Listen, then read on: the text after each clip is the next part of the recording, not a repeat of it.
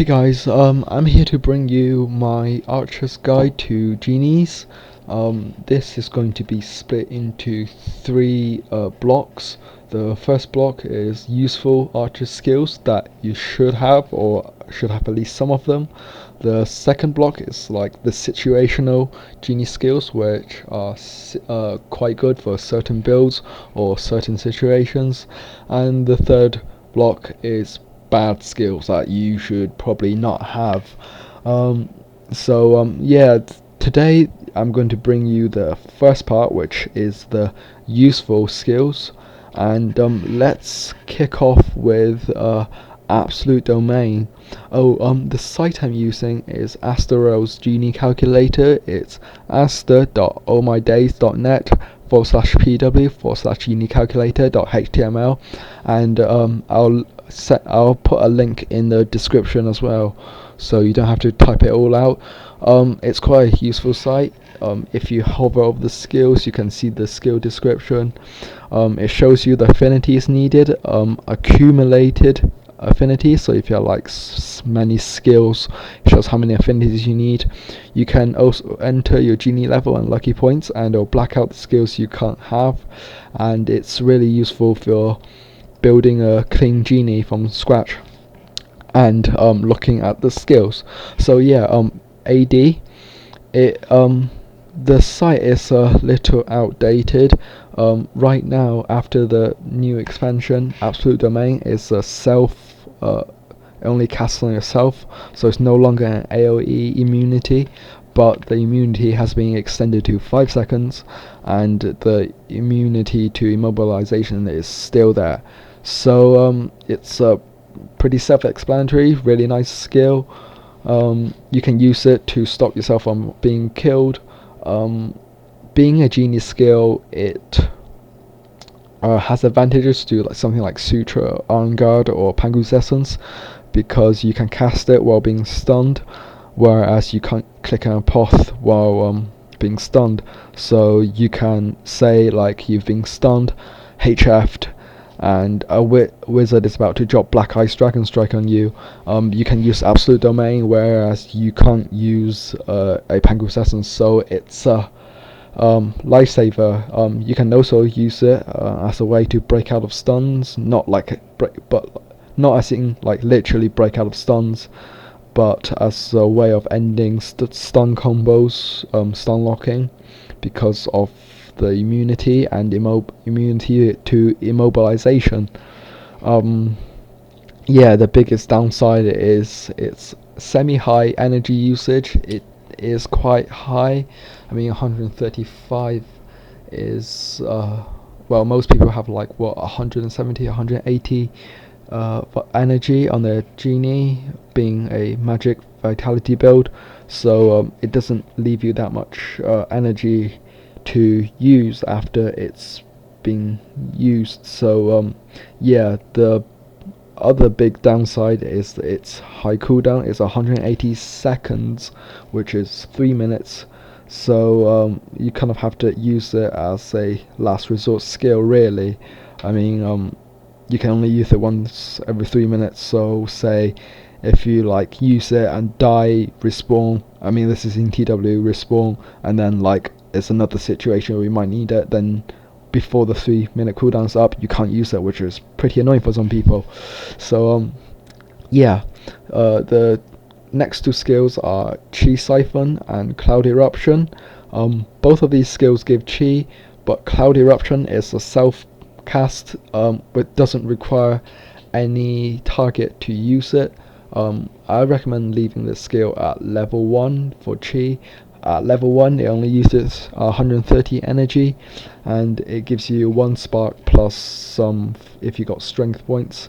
Chi Siphon, if you're going to use this, I recommend leveling it to level 10. It instantly gives you 2 sparks. It drains 2 sparks from the target, but regenerates 3 sparks to the target over 30 seconds.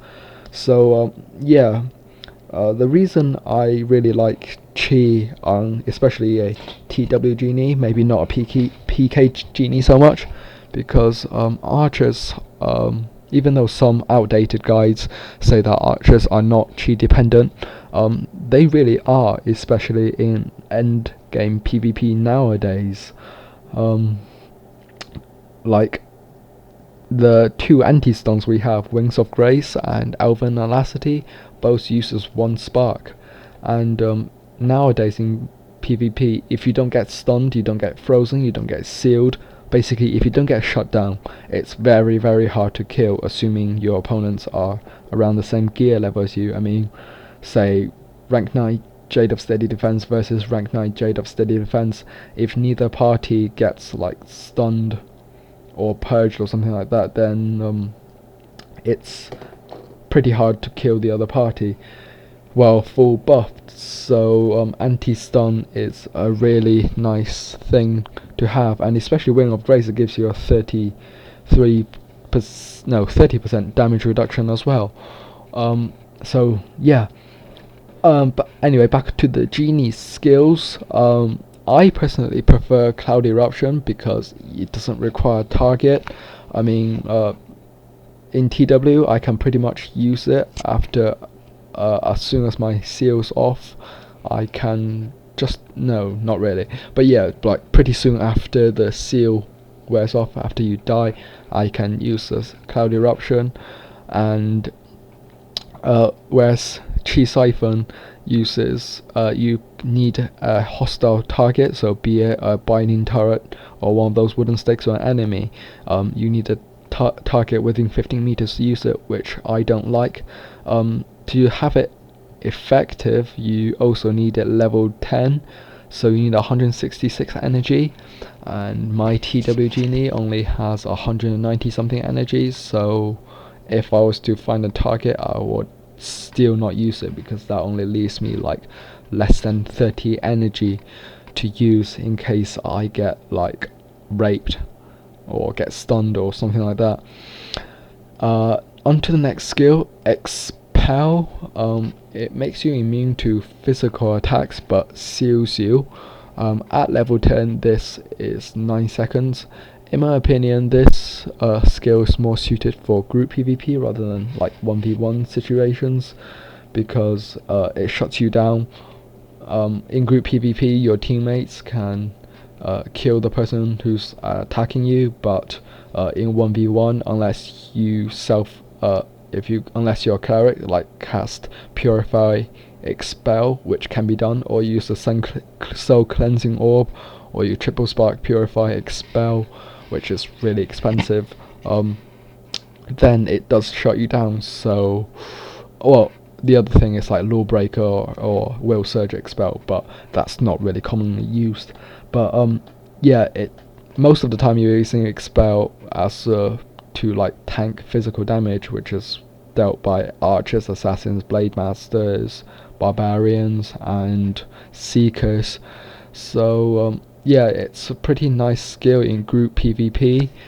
Some people have problem with it in TW and Cube and tournament and stuff like that, but all you do is go into the PK filters and untick the neutral screen all neutral blessings, and then you can use Expel in TW, tournament, and Cube, etc. Yeah, Expel makes you immune to physical damages, which means any damage dependent stuns is immune. So something like Headhunt or Drake's Bash or Archer's Stunning Arrow without Blaze will not stun you if they do not have a elemental damage buff on. So something like Blazing Arrow, Drake's Breath Bash, or Condensed Thorn, or like Death River Toxin, whatever those wood apoth are called, or like Fire Apoth or something like that. So yeah, you can also use it to avoid, you can also move under it most of the time, assuming your opponent does not use a something to add elemental damage to their attacks.